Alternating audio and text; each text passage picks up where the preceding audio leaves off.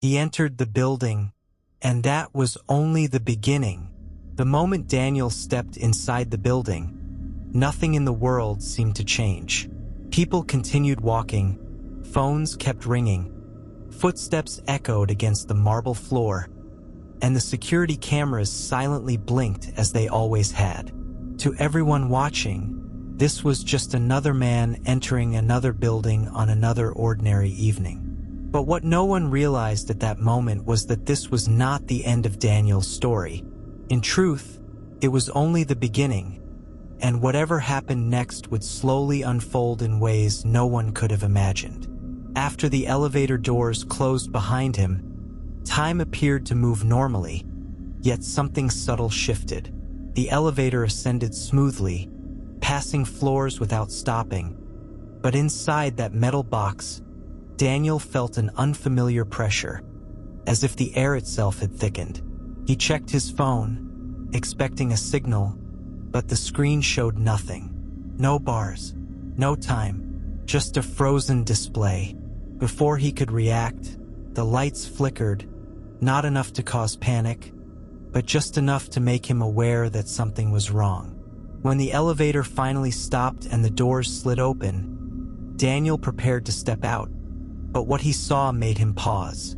The hallway outside looked exactly like the one he expected, except it was completely empty.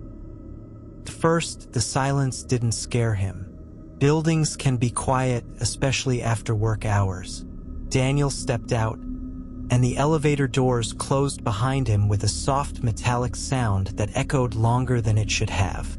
He walked forward, calling out softly, expecting someone, anyone, to respond.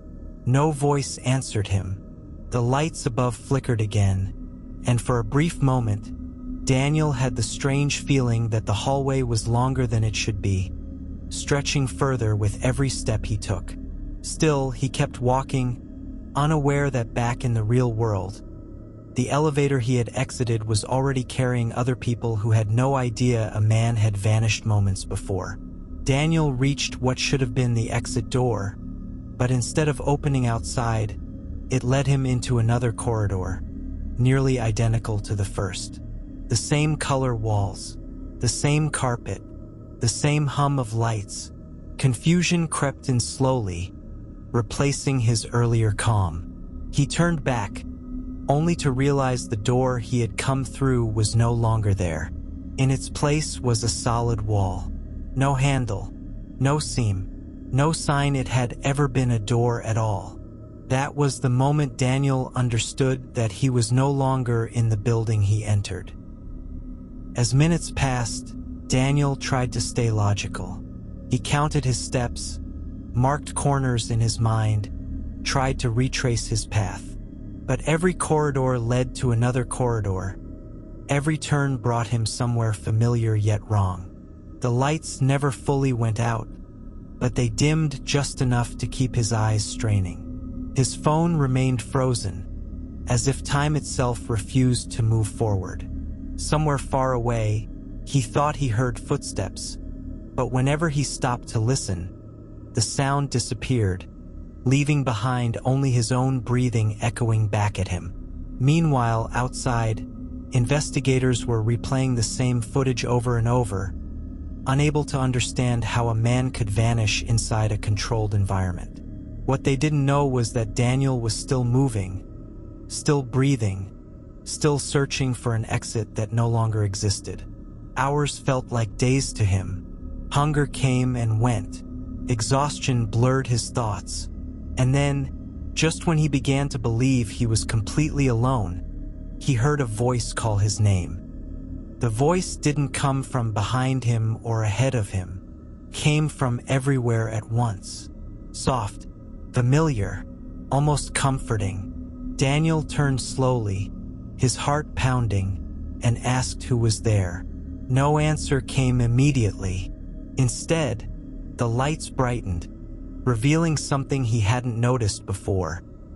Marks on the walls, scratches, names, dates, hundreds of them, carved deeply into the surface, as if by desperate hands.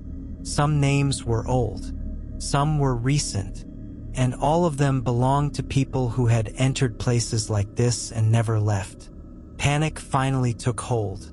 Daniel began to run, no longer caring where the corridors led, only wanting to escape the feeling that he was being watched.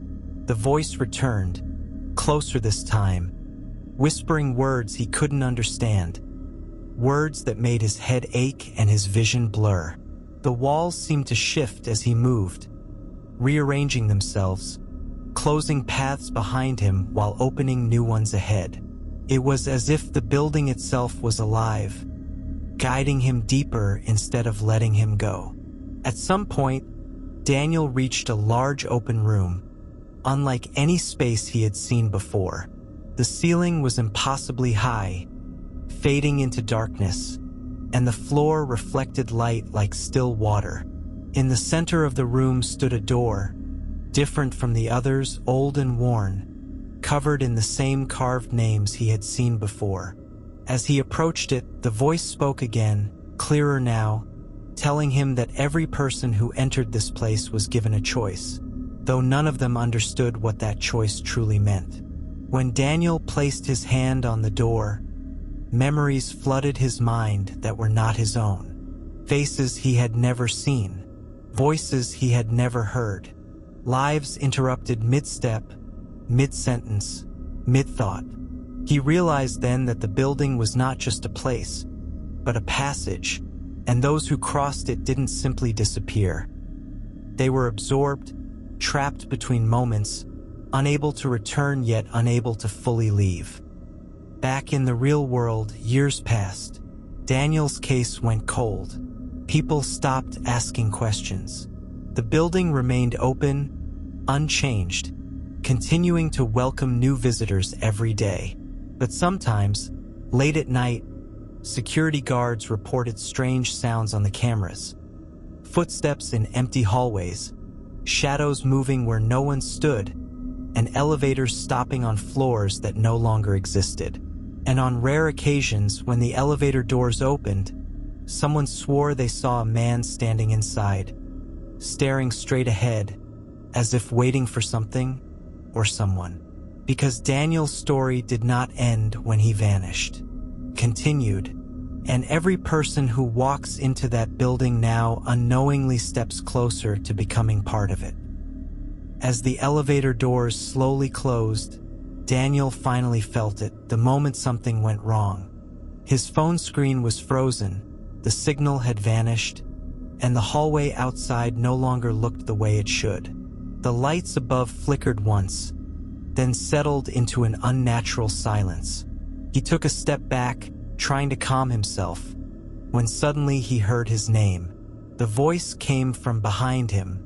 It was close, too close. Daniel's body went completely still. That voice did not belong to him, and it did not belong to anyone he recognized. Before he could turn around, the elevator jolted slightly, the lights went out, and the screen on the security camera froze. The next frame was never recorded. And that is where the story pauses, because what happened next was never meant to be seen.